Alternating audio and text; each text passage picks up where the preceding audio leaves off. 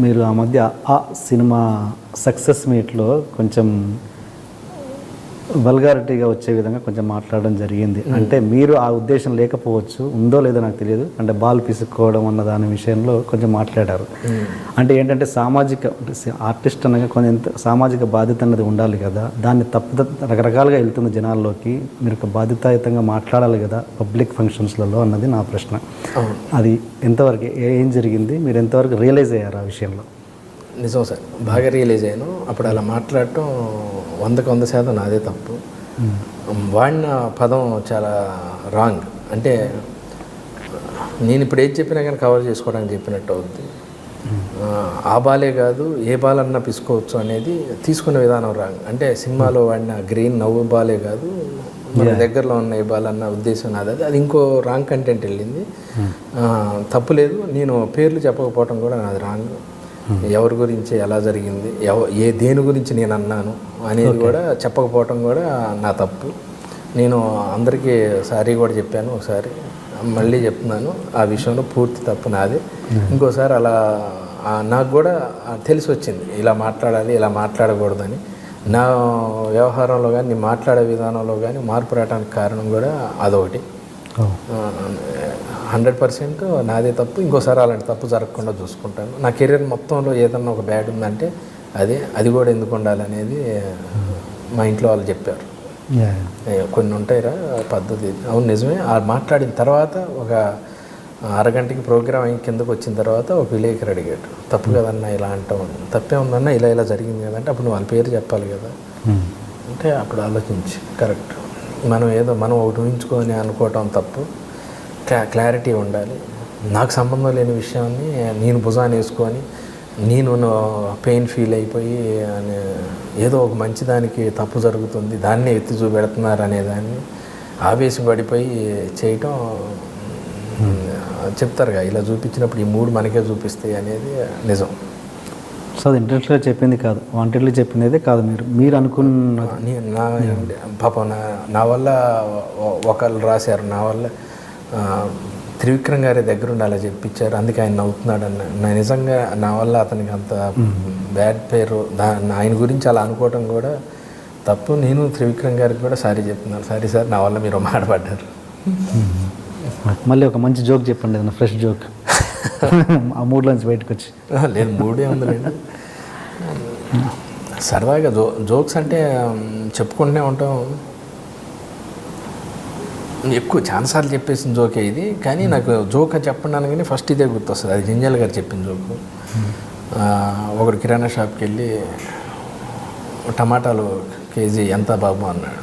30 రూపాయలు. అబ్బో 5 కేజీలు తీసుకుంటాను ఏమైనా తగ్గుద్దా అంటే 6 కేజీ తగ్గుద్ది అన్నాడు.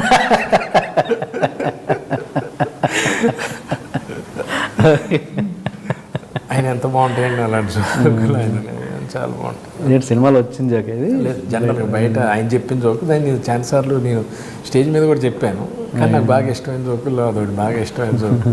అసలు ఎంత అప్పుడైతే చాలాసార్లు తలుచుకొని అవుతూ ఉండేవాళ్ళు. లొకేషన్లో కూడా బ్రహ్మానందం గారు కూడా అంత పెద్ద కమెడియన్ కదా, బయట జరిగేవన్నీ చెప్తూ ఉంటారు. ఏదైనా జోక్ జరిగితే వెంటనే ఇలా జరిగిందిరా అని ఆయన మీద ఉన్నా కానీ, ఒక రోజు పెద్ద ఆయన ఎంఎస్ గారు లేరు, ఇప్పుడు ఎంఎస్ గారు కూర్చొని ఉన్నారు, బ్రహ్మానందం గారు రెడీ అయ్యి వచ్చారు. ఆయన రాగానే నమస్తే అన్నయ్య అని చెప్పి ఇలా తిరిగి ఉన్నాడు ఇటువైపు. ఇక్కడున్న బ్రహ్మానందం గారు ఎలా ఉందిరా డ్రెస్సు అన్నాడు. అదిరిపోయింది అన్నయ్య. ఇటు చూడకుండా ఆన్సర్ అడి చెప్తున్నావు ఏందో, చూసిన అదే ఆన్సర్ అయినప్పుడు చూడటం ఎందుకన్నా. నీకు తెలుసు, నాకు తెలుసా. ఇలాంటి చాలా ఉన్నాయి అసలు. కృష్ణ భగవాన్ గారు వీళ్ళందరూ అద్భుతమైంది సార్, అసలు మంచి ప్రపంచం. ఒక 6 ఆర్టిస్టులు ఈవి గారు లేకపోవడం వల్ల కూడా ఆ కోఆర్డినేషన్ అది మిస్ అవుతుంది సార్. ఆయన సినిమాలో ఇంతమంది కంపల్సరీ ఉండేవాళ్ళు, కూర్చొని పిక్నిక్ లాగా జరిగేది. ఇప్పుడు మీరంతా పాత సీనియర్ ఆర్టిస్టులతో చాలా కాంబినేషన్ చేశారు కదా, అప్పుడు ఆవుతి ప్రసాద్ కావచ్చు, ఎంఎస్ నారాయణ కావచ్చు, చాలామంది ధర్మవర సుబ్రహ్మణ్యం. ఇప్పుడు ఆ లోటు తెలుస్తుందా? 100%. ఇప్పుడు అంత కొత్త జనరేషన్తో కలిసి చేస్తున్నారు, ఎట్లా తేడా ఏంటి? ఆల్రెడీ ధర్మవరపు గారు అంటే ఒక ఇమేజ్ ఆడియన్స్ ముద్దరు పడిపోయింది మనసులో. ఆయన క్యారెక్టర్ చేస్తున్నాడంటే ఆయన ఈ అటకారం ఉంటుంది ఆయనలో, ఆయన మాట్లాడే విధానం, అబ్బో అని చెప్పి ఇట్లాంటి ఆయన ఆనంద బ్రహ్మ కావచ్చు, సార్ మంచి విషయం గుర్తొచ్చింది. ఆనంద బ్రహ్మ అంటే గుర్తొచ్చింది. ఏంటంటే ఒకసారి ధర్మవరపు గారు ఈటీవీకి జోక్స్ చేసిస్తున్నారు. ఈటీవీ అనగానే నేను చెప్పాను, సార్ ఒక జోక్ చెప్తాను సార్ అని.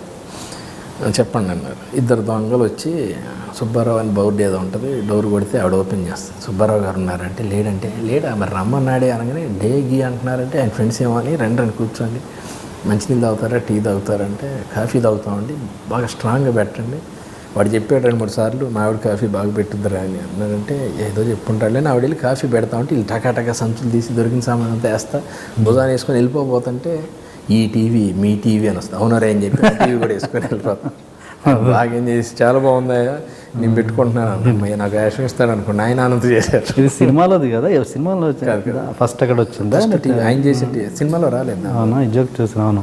అది యాక్చువల్గా ఆ జోకు మన ధర్మవరపు గారికి చెప్పడం, ఆయన పెట్టడం. అదే ఆయన సినిమా, ఆయనదే సినిమాలో కాదు, సినిమాలో కాదు, ఆయన షూట్ చేసిన ఈటీవీకి చేసిన వాటిల్లో. Okay okay okay. అలాంటి ఆర్టిస్టులు అంటే వాళ్ళను ఒక ఇమేజ్ ఉన్న ఆర్టిస్టులు మళ్ళీ ఆ ఇమేజ్తో చేయాలంటే కష్టం కదా సార్. ఏమైనా వాళ్ళు చేసే క్యారెక్టర్లు కొన్ని మిస్ అవుతున్నాం మనం. మళ్ళీ ఆ రేంజ్ ఆ మెయింటైన్ చేసేది దొరకట్లేదు ప్రస్తుతానికి. మనకి ఆ ఏజ్ గ్రూప్ అంతా తక్కువ అయిపోయారు సార్. అలాంటి క్యారెక్టర్లు పుట్టట్లేదు, ఉన్నోళ్ళతోనే రుద్దుతూ ఉన్నాం మనం. యంగ్ కమిడియన్స్ చాలా మంది వచ్చారు, ఓ టీవీ షో ద్వారా అయితేనేమి, దాని ద్వారా చాలా మంది యంగ్ కమిడియన్స్ వచ్చారు. శ్రీనివాస్ రెడ్డి ఎక్కువ డబ్బులు అడిగితే ఇంకోటి పెట్టుకుంటున్నారు. ఇంకోటి ఏజ్ గ్రూప్, ఆ ఏజ్ గ్రూప్ వాడు ఎంత అడిగితే అంత ఇవ్వాలి తప్పదు, ఎందుకంటే మనకి రిక్వైర్మెంట్ తక్కువ ఉందట.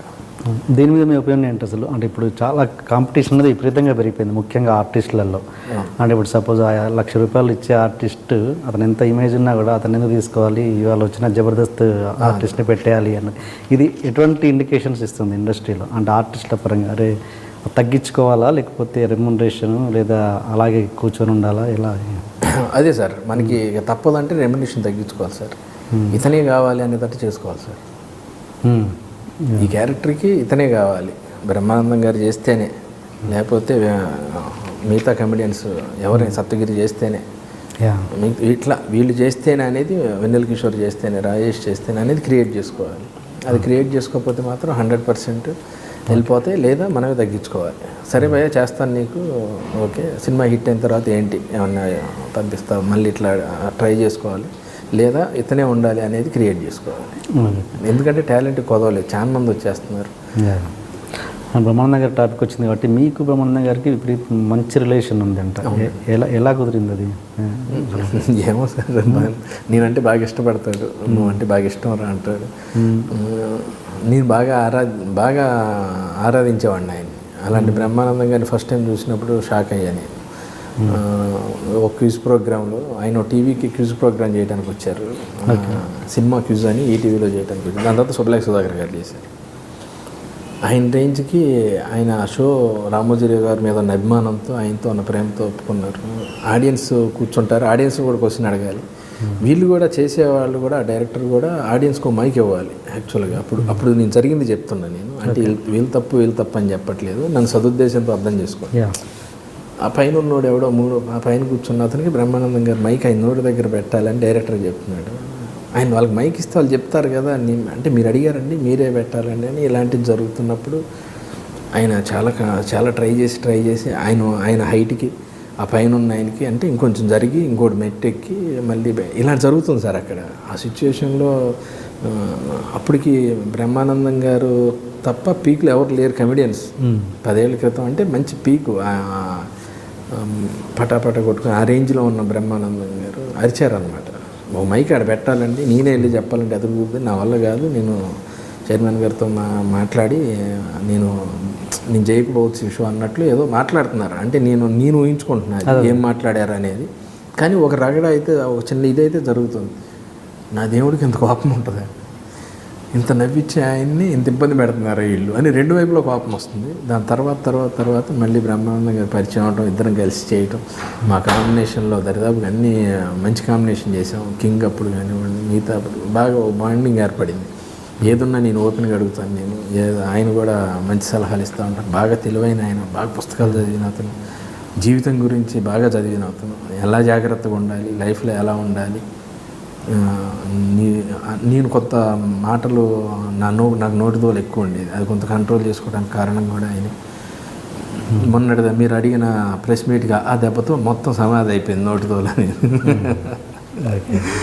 అట్లా మంచి బాండింగ్. ఆయన ఎప్పుడు ఫోన్ చేసినా వెంటనే లిఫ్ట్ చేస్తారు. ఈరోజు జనరల్గా మొన్న 23వ తారీఖు ప్రీమియర్ జరుగుతున్నప్పుడు మార్నింగ్ ఆల్ ది బెస్ట్, నీకు అంత మంచి జరుగుద్దురా అని చెప్పి, నువ్వు గ్యారెంటీ హిట్ పడతావు, మనందరం కలిసి రిలీజ్ తర్వాత షో చూద్దాం కమెడియన్స్ అందరం కలిసి అన్నారు. సరే గురుగారు అని చెప్పాను.